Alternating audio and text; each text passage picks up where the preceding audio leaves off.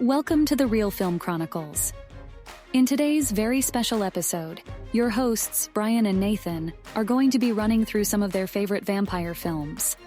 This was originally recorded as a bit of a precursor to the Day Shift episode. And as you may be familiar, sometimes the guys talk about some of their favorite films relating to the main feature before they get going in depth.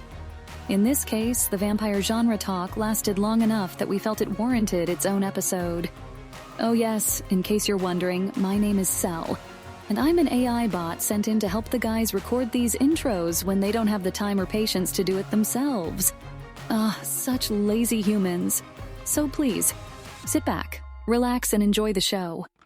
I think, as you mentioned yesterday, we should maybe have a quick peek at some of our favorite or maybe some of the iconic vampire movies that have come about over the past few decades, if not longer. I mean, what are some of your favorite ones? Like, when you think vampire movie, what are some of the first ones that come to mind? Right. Okay. So top of the list, I think, would have to be From Dusk Till Dawn. Yeah. It was a collaboration between Quentin Tarantino and Robert Rodriguez back in the day. I think the legend was, I don't know if it's true or not, that Tarantino wrote the first half of the script, passed it off to Rodriguez, which took it in a wildly different direction.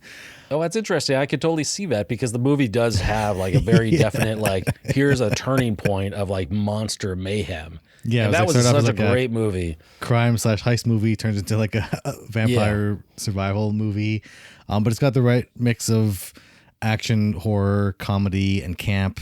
Got Quentin Tarantino in there, George Clooney, Salma Hayek, Juliette Lewis. You've got Tom Savini appearing on screen. Yeah. Tom's like legendary effects, horror effects and horror makeup guru, Tom Savini. It was really nice seeing him in that movie, not knowing who he was, because like I saw it probably like 97, 98. I think we rented on pay-per-view at the time, and I recorded it on a tape to watch it again later on.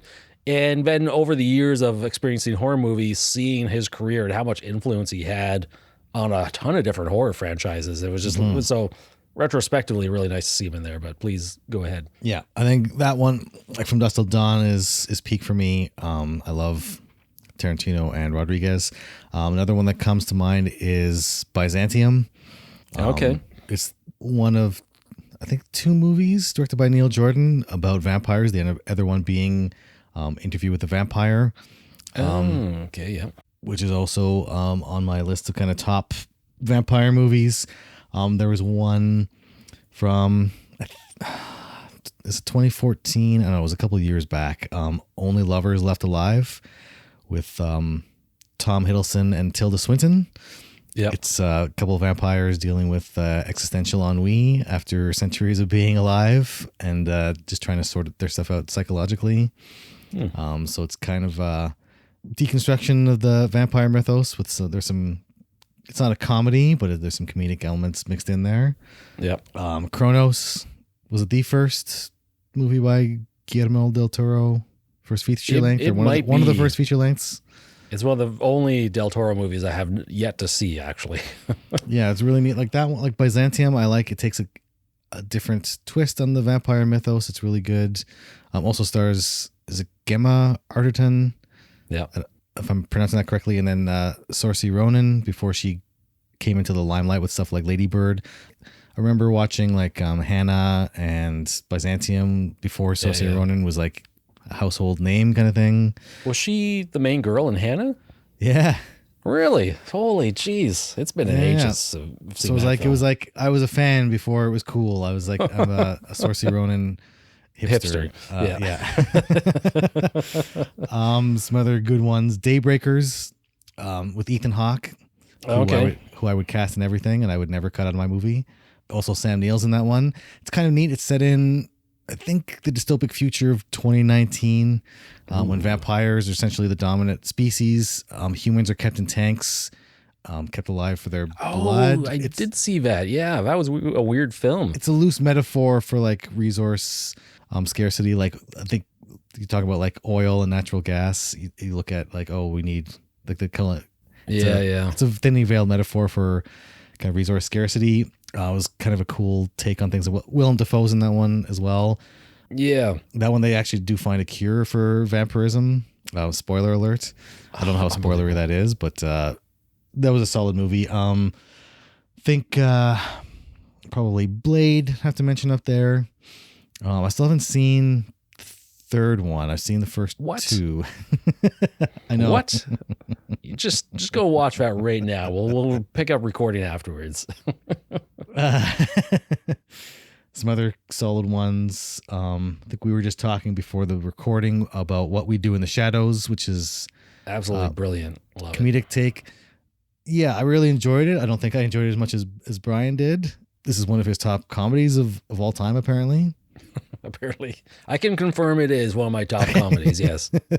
You're right here, so you can confirm. Okay. Yeah, thank you. What are some other the top tier ones here? The ones I've seen, that is. I think those are kind of probably top tier vampire movies. What any top tier vampire movies that I may have missed, or a completely different list here? Well, there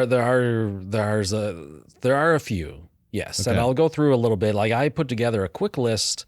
I wanted to challenge myself, initially think, all right, without looking at a list, what are vampire movies, the first ones that come to mind? And for some reason, I threw The Lost Boys at the very, very top.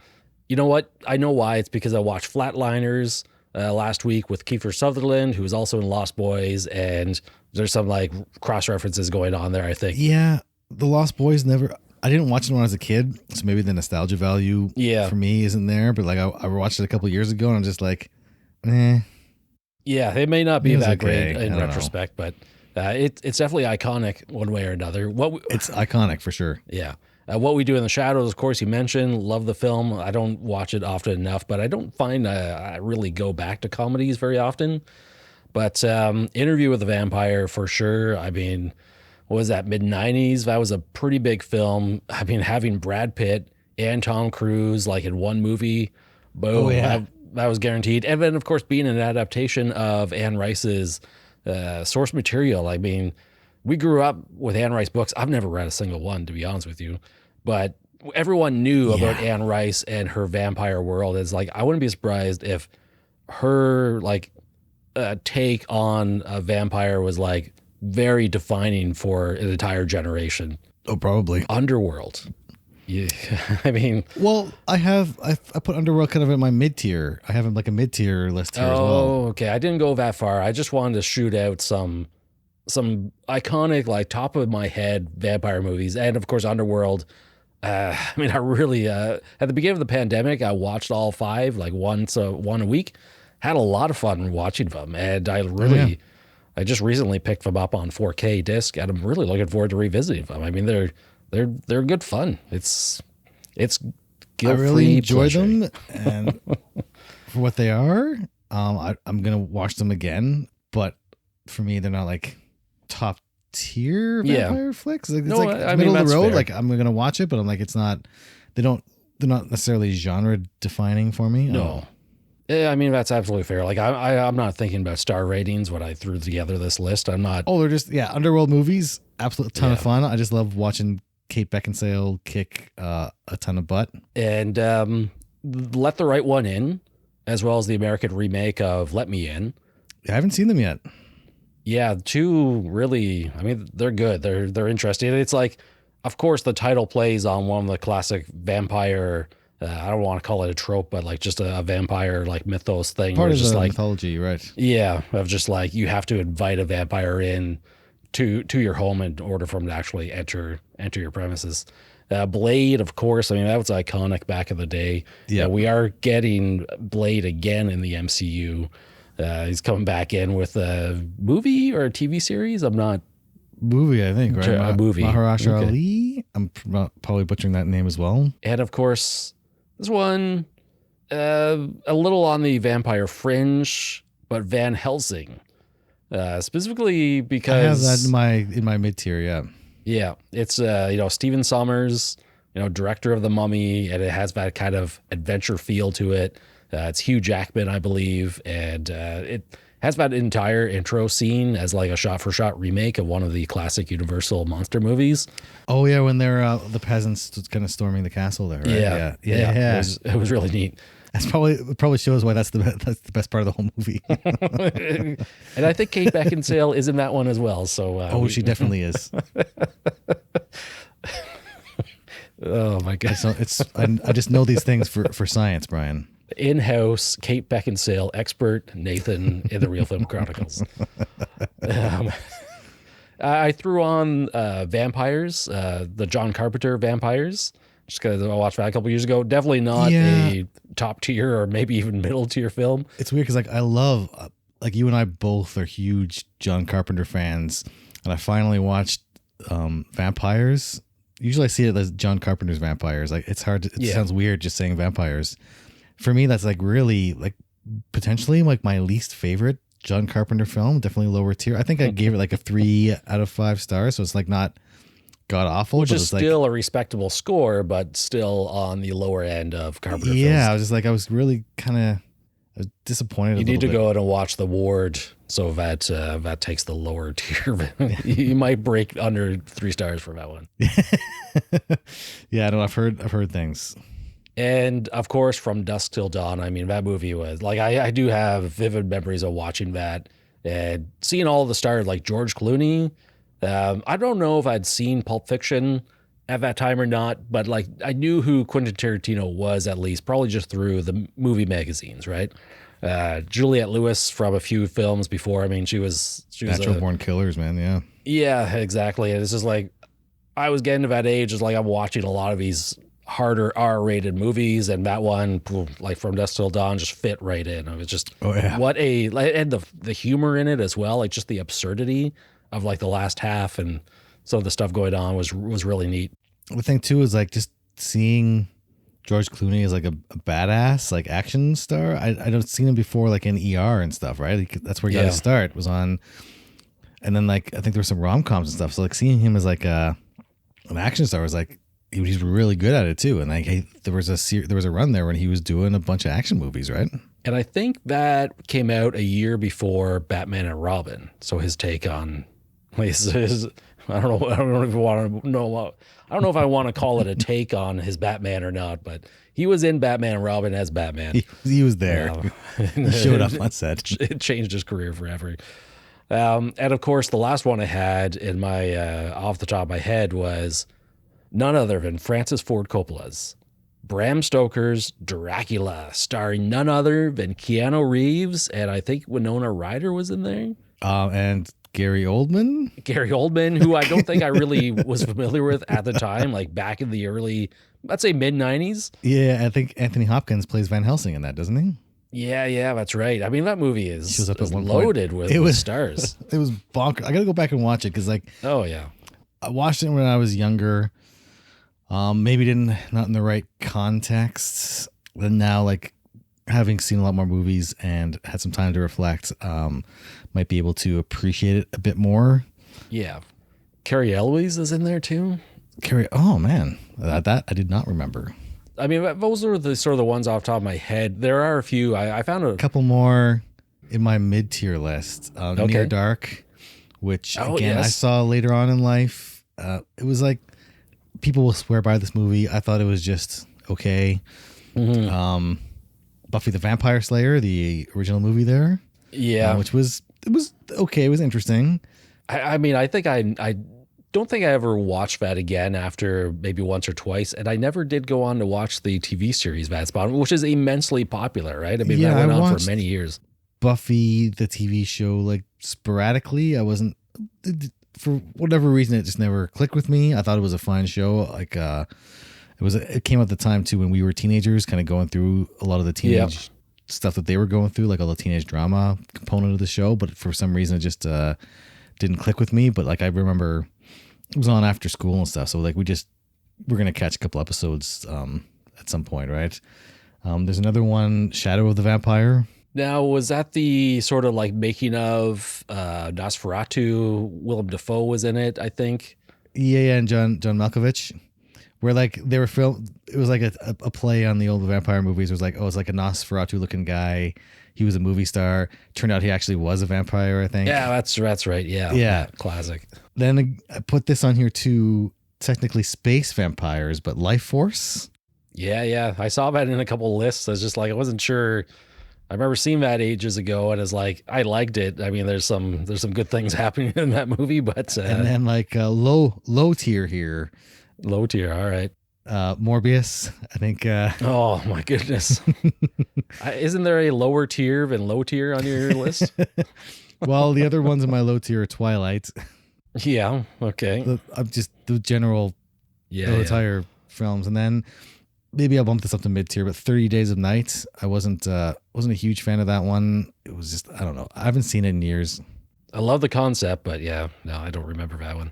Kind of failed. But yeah, there was a couple other ones I haven't seen yet. That I want to give a shout out to, though, maybe encourage other people. A Girl Walks Home Alone at Night. Yeah, very highly rated. Yeah, directed by Anna Lily Amirpour, who directed The Bad Batch. It was another film I would recommend. Not vampires, but also great. Oh, there's Vampire's Kiss, starring Nick Cage. Oh, I had no idea. I was doing a little bit of research on this. I was like, oh, we gotta watch some Nick Cage action here. Martin by George A. Romero. Yeah, which I haven't checked out yet, which I need to. It's on my list as a Romero fan. The Fright Night, both the original and the remake, are supposed to be pretty good. Okay. I haven't seen them yet, though. Apparently, there's another movie here, The Hunger, which is apparently Tony Scott's directorial debut, starring David Bowie and Susan Sarandon, which I did not know existed until about an hour ago, and now I need to make it my life's mission to see this. I just looked it up. I gave that movie a 1.5 star, which is a very low rating for me. Yeah, I don't know if that's, I don't know.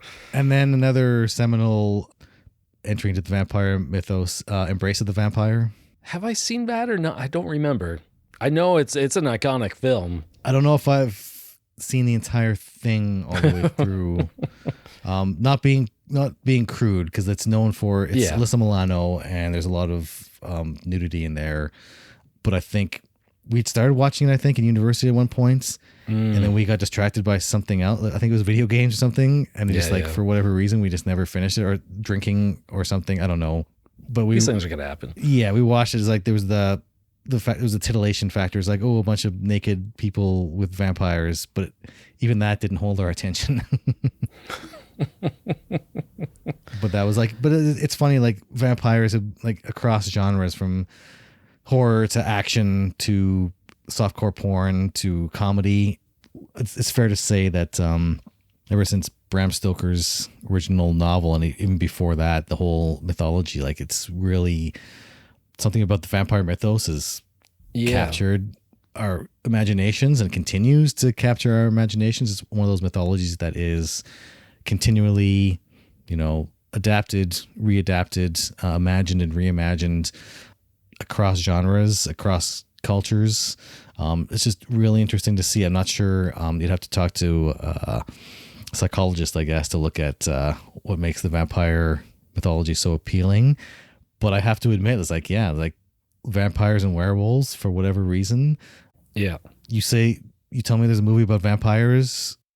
Yeah, I'm gonna be interested right away. Right, it piques my interest, but I can't tell you what buried in my subconscious or our collective unconscious draws me to these stories. They're so I can't get off the word iconic here. Like, they're just so ingrained in our culture. They've been around. The idea of a vampire type creature has been around for hundreds, if not over 1,000 years, and maybe it's the allure of the immortality that they can provide, or just like the tabooness of like having to feed on other people like that like there's something cannibalistic about them, right? Yeah, which is one of the kind of great taboos.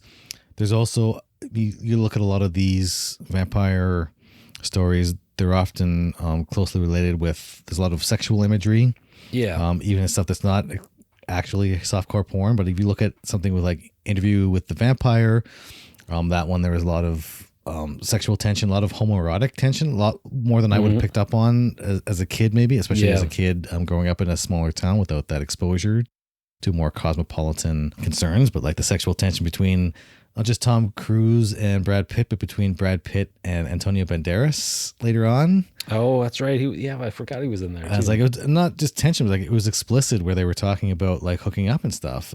Unfortunately, it was the 90s, so like didn't get a lot of explicit homoerotic content, but it was like to have even that listed, like where they were talking openly about, it was like, oh yeah, we're like, I want you.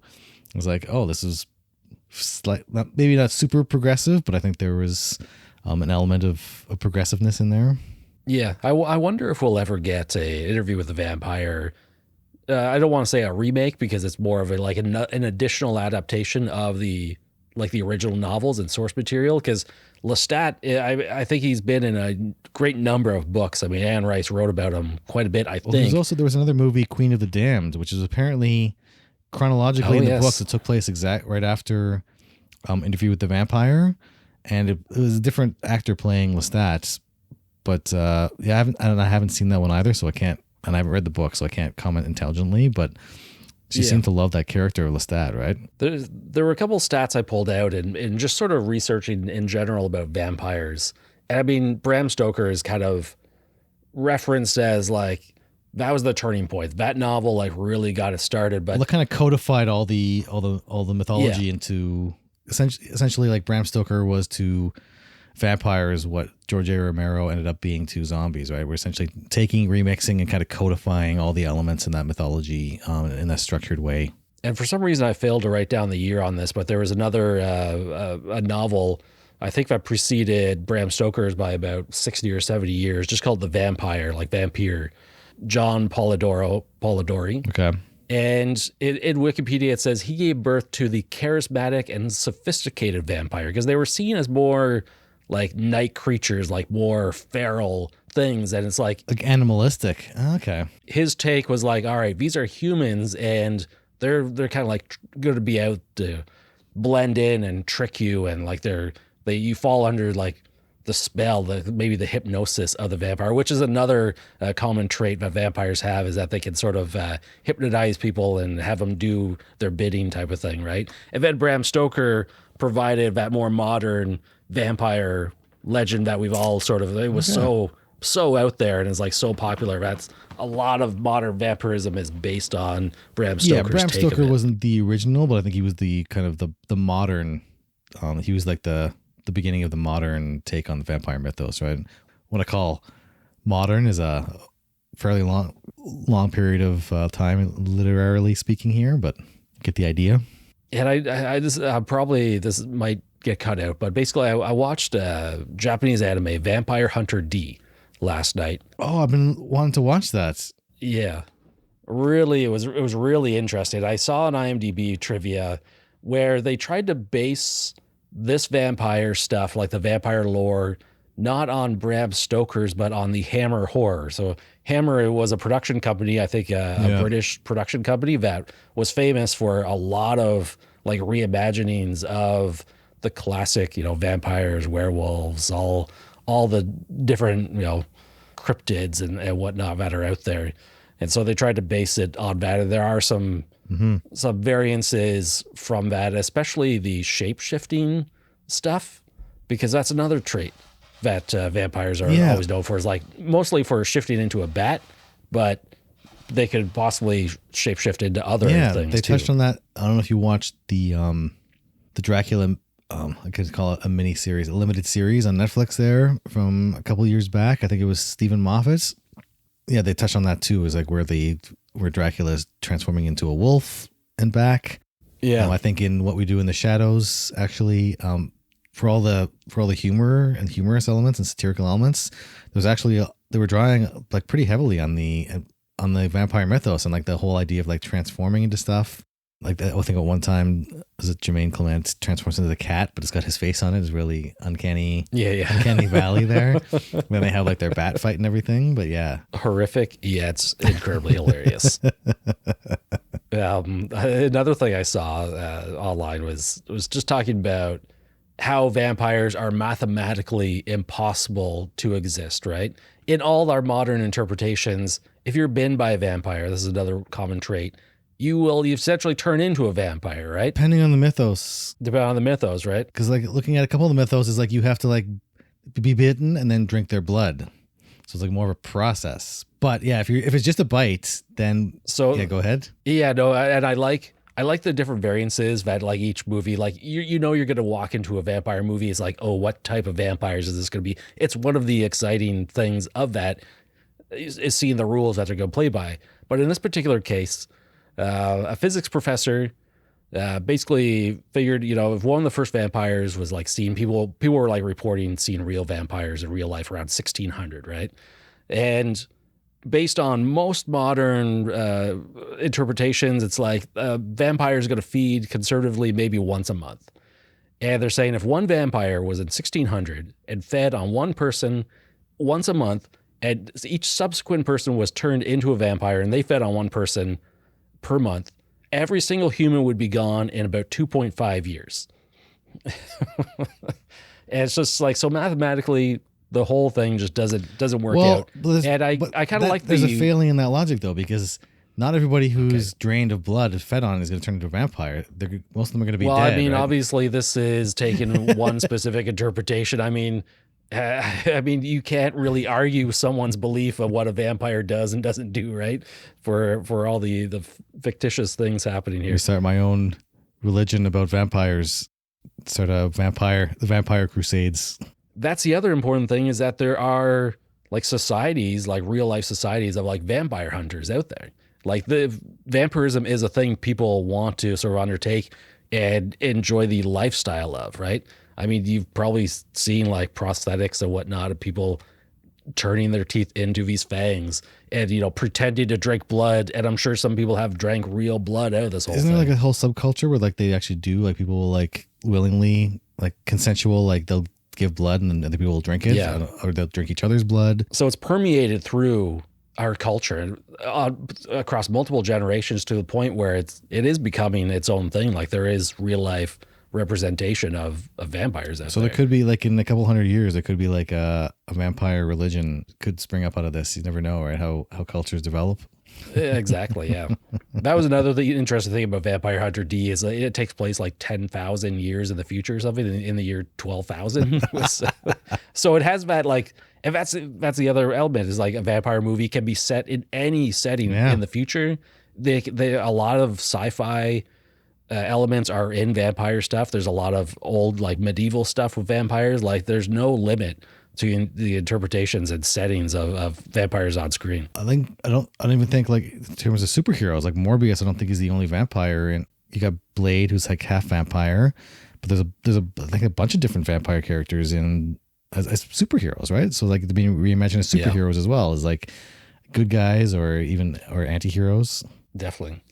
I think one last thing I saw was that Dracula, the character Dracula, is only second to Sherlock Holmes in the number of on-screen representations in movies and like TV shows, right? I don't doubt it's just like that is how popular that character is and continues to be. And I don't think there's any copyright or trademark stuff to infringe upon. Dracula is way out of the public domain by now. Yeah, and I feel bad I don't think I've actually seen an entire Dracula movie all the way through yet, including all the old Hammer ones, because I think there was a series of them. Yeah. Well, there's the Universal Dracula stuff in the 30s. And then Dracula was kind of like reborn in the Hammer series. Like Bela Lugosi, right? Yeah, exactly. And then you have like the Christopher Lee, like played Dracula. Yes. Probably, I mean, a dozen times might be exaggerated because I don't actually know, but I mean, you see Christopher Lee, you think vampire right there. I mean, he takes on those roles all the time. Christopher Lee played Dracula in every movie he ever did. Surprise, the entire movie industry is just one giant Dracula multiverse. Yeah, Count Dooku. No, vampire. It was Dracula. It would be easy to fit vampires into the Star Wars universe. Now I want a Force vampire. And that's a wrap on another episode. That sounded like a decent list of vampire films. We're going to have a list of them in the show notes here for you to reference so you can check out any that may have grabbed your interest. Thank you for listening to the episode, and we hope you tune in next time for the full conversation on Day Shift, a Netflix horror/action/comedy film starring Jamie Foxx and Dave Franco. You can find more episodes in your podcast feed or browse them over at reelfilmchronicles.com, where you'll also find a trove of written reviews as well. More of Nathan's work can be seen at feedthevoicesinyourhead.blogspot.com. If you're feeling up to it, you can follow us on Facebook, Twitter, or Instagram. A positive rating or review on your podcast platform of choice, such as Apple Podcasts, would mean a lot to us as well. Of course, constructive criticism is always welcome too. For the Reel Film Chronicles, I'm Sel, and on behalf of the guys, take care of yourself and others, and be sure to enjoy your film journey.